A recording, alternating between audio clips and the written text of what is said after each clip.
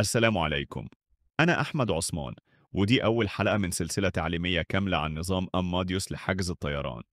لو أنت طالب، خريج، أو حتى حابب تدخل مجال السياحة والطيران، السلسلة دي معمولة ليك.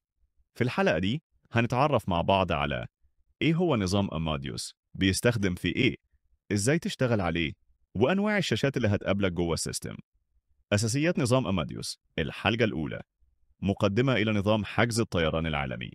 مقدمة عن أماديوس. نظام أماديوس هو أحد أنظمة الحجز العالمية GDS المستخدمة في حجز تذاكر الطيران والفنادق وتأجير السيارات.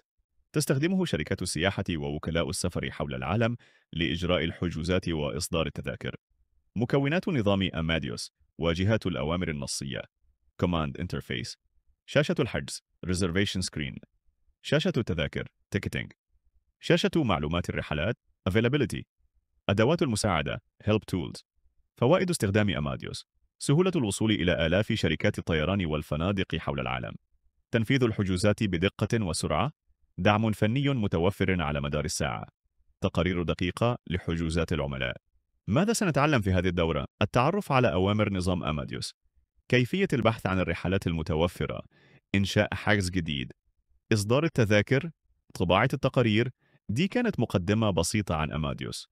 في الحلقات الجاية هنبدأ نشتغل عملي على كل شاشة بالتفصيل.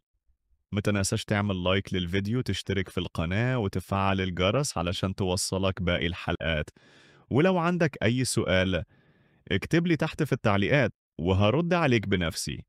شكرا لكم ونشوفكم في الحلقة الجاية.